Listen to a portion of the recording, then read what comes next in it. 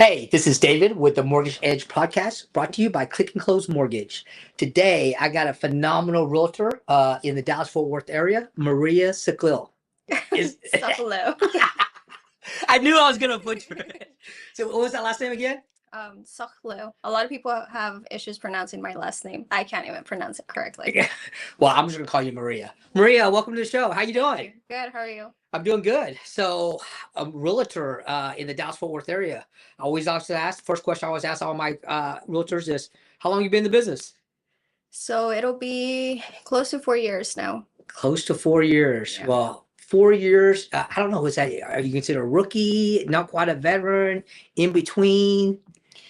I think I have a lot of experience just because I'm part of Zillow, as we mentioned before. And so I'm constantly working with different clients. So that definitely sped up my learning. And I agree, because I talk to realtors from all across the country, and the number of transactions that you do on a monthly, weekly, yearly basis is phenomenal. I would say you're not a rookie. You're definitely a veteran because of the fact that you've done so many transactions. There's realtors out there that's been in the business 10 years, 15 years that doesn't have the number of transactions you have, only working at 4 years. So, it's every transaction gives you experience and stuff like that. Yeah. So 4 years in the business, what'd you do before this? So right before I didn't do anything, I was a stay-at-home mom. Okay. And then right before I became a stay-at-home mom, I worked at a car dealership, and I also sold phones. The car dealership was the most recent. And then I moved to houses. What made you choose real estate? So my family has always been in the business. My mom, I actually recently posted something on my social media talking about this. My mom, she literally built houses by herself with her own hands in Mexico. Okay. She has rental properties there. She has rental properties here. My sister and my brother-in-law as well. And so that my goal is to have multiple investment properties, and that's the reason why I became a real estate agent. But then I just been so busy helping clients, and like I mentioned before, I think I found my purpose. Every transaction, it's just so sentimental. And well, you're good at what you do, and I can tell already that you really care. So let's go back. Are you a first generation immigrant here, or was your mom the first generation? Were you born here? No, I wasn't born here. Actually. Okay. I moved to the U.S. when I was 8. Okay. Yeah. And is your mom a realtor today? A realtor, no. Okay. So it's up to you to lead the family legacy. Legacy, yes. How did you know? That's my goal.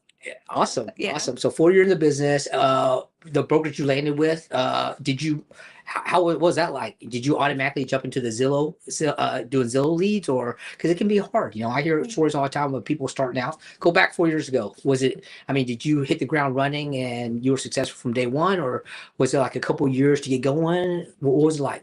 So my first year was pretty good. Again, just because I had that circle of influence, that people that invest into real estate. And so I think my first year I sold like 7 million. Okay. That's phenomenal. Yeah. And then from there, the second year on, it's just been up.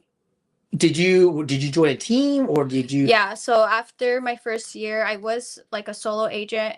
And then after my first year, I decided that I wanted to join a team. I did give it a lot of thought, and ever since I switched, it's like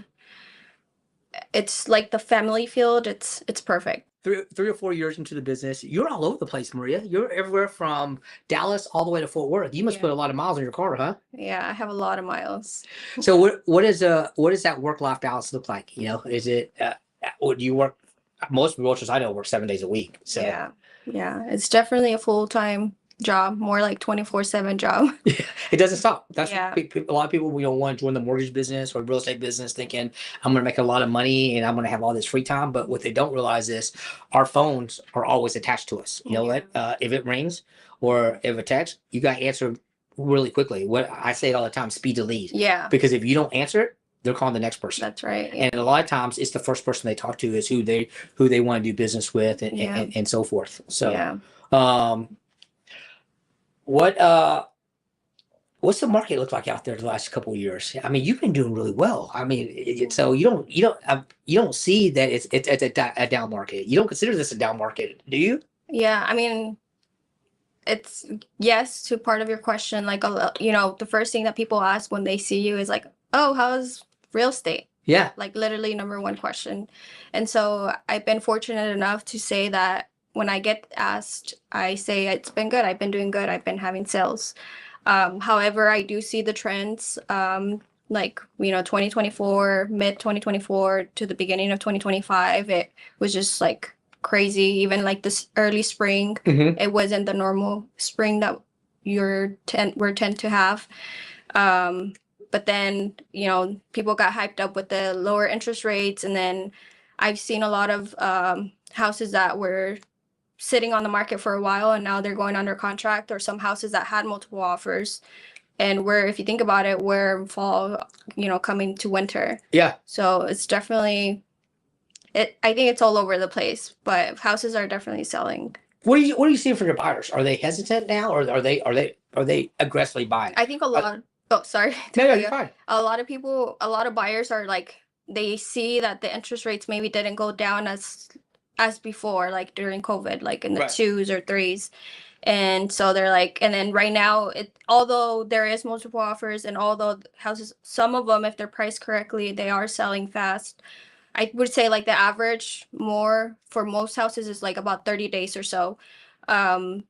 But I think now that they see, okay, maybe they're not going to go that low, and then we have an opportunity to ask for seller concessions. Like now it's the normal, like asking for seller concessions. Yeah. For the buyers. So I think a lot of buyers are now just making that move.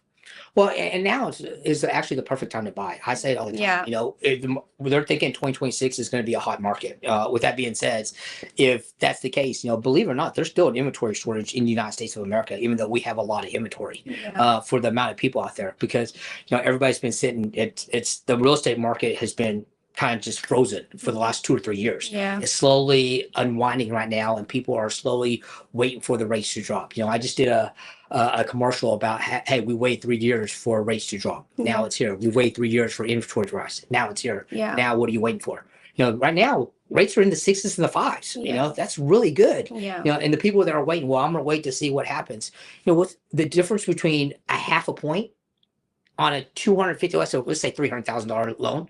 It's only about $50 to $75 a month. Yeah. That's the savings you're saving. But you can get them, you know, full seller concession, 3%. You can get them $10 or $12,000 back. Yeah. If it becomes a buyer's market or it becomes a seller's market, they're losing that. Yeah. So I say it all the time. You know, now is definitely the time to buy, especially now in the wintertime. Yeah. You know, between now and probably February is the time to buy, because people are aggressive. People want to sell their house. Yeah. And the good thing about this, to add on to that, is not only is it kind of considered like a buyer's market, so you have all the benefits to negotiate, you have the upper hand as a buyer, but if you own a home already and you want to upgrade your house, and you've owned this home since before 2019, you're going to have big equity. Yeah. And so it's kind of like, it's still good for you to sell, and you're going to be making good money, and then it's also good for you to buy. Yeah. Yeah. What do you see? I see a lot of people buy new builds, pre-existing. Have you seen everything? Is it depends on the client? What is it? It depends on the client. I think I would just say a lot of people, however, think that the new builds are not made the way that they used to They're be. really not. And so a lot of people rather just stay with, you know, an established neighborhood, an older home that has good bones. And so, but it does depend on the client. A lot of people do want the new construction, and they don't want to worry about maintenance on the house, and they want to take advantage of, some builders will give you like a really low interest rate. They pay it off for you, 4%. And so, and then they'll give you, you know, pay closing costs and all of that. So but the downside to that is that you'll probably have to go on the outskirts of DFW. Right. So it just depends what's important to the client. Some clients want to be in the middle, close to work, close to school. And what percentage of your buyers are first-time home buyers? I would assume high, right? It is very high. Yeah. A lot of people trying to buy in their first home. Is it tough? Are they having a? What are you seeing out there on first time home buyers price points? Are they? Is there plenty of inventory out there, or are you having a tough time finding inventory for them? I think there's plenty of inventory. Yeah. Yeah. I think the how it used to be like during COVID and after COVID, how people were pricing their homes, and the house was incredibly in like a bad shape, Yeah. and asking for such a high amount, you can't do that anymore. And so if you're overpricing your home and it's not in good shape and not presenting well, the buyer's going to continue to look at the next house. Gotcha. Yeah. Gotcha. All right, Maria. So with that being said, what is it? November the 7th today? Is that right? Friday, November the 7th? so. A couple weeks until Thanksgiving? Yeah. What does the rest of your year look like? Are you busy? You got lots of buyers, lots of sellers? I'm hoping to end the year strong. Okay. So I can't I have to stay focused. I do have my birthday coming up November 22nd. Happy birthday. That's just around the corner. And then one of my friends is getting married. And we're going to New York. And so that's exciting. And I mean, other than that, just continue working. So I know we're not supposed to ask, but I'm going to ask, how old are you going to be on November 22nd? I'm going to be how old? I don't know, actually. Let's track. I'm going to be 31. Ah, awesome. You got a whole career. So real estate's it, right? Yeah. Real estate, your business. So what do you plan on doing on your birthday? What are you going to do for fun? Just probably spend time with family, go out for brunch, dinner. Is your family in the Metroplex? Yeah. Okay. My mom lives in the same area as I do. My sister too. She's like 30 minutes away. Okay, awesome. And you have any kids? Yes, I have two. Hannah, she's 8, and Noah, he's 5. So I like to ask this question. So think back to whenever you first started real estate. Okay. Is there one transaction that you can think of that you did that made you really think, hey, this is why I'm in real estate. This is why I want to be a realtor. Is there any, can you think of, because I know you have so many, because we've talked on the phone of why your purpose, Yeah. to leave a legacy because your mom built houses and stuff like that. But, what was that transaction that was, hey, you know what? This is where I'm supposed to do it. I don't know if you'll believe me or not, but really every transaction is that way. Yeah. The one transaction that I think I won't forget is my first transaction, because I told him from the beginning, like, I'm a new agent. Uh-huh. This is going to make me cry. But I told him I'm a new agent, and gave him all the information, and they still decided to go with it. And so I'm grateful for that.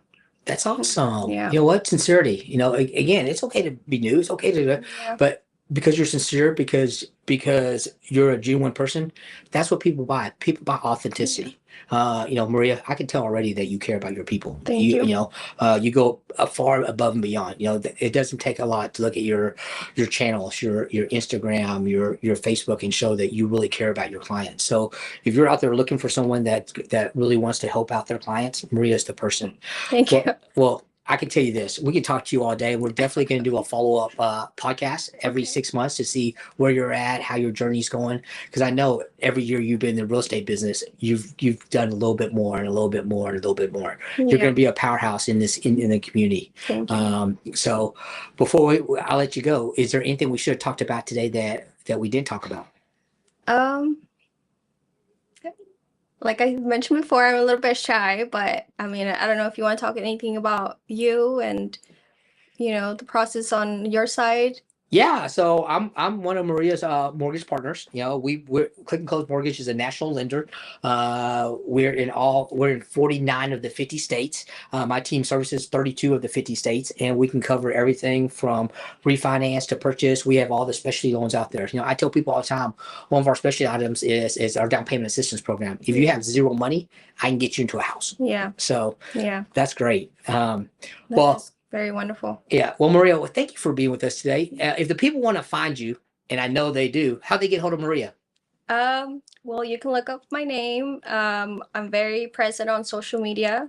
Also, my phone number is 817-658-4363, listed above. And if you've been watching this, you saw that go across the lower thirds. And if you're looking for real estate in the Dallas-Fort Worth area, there's only one lady I call. That's Maria.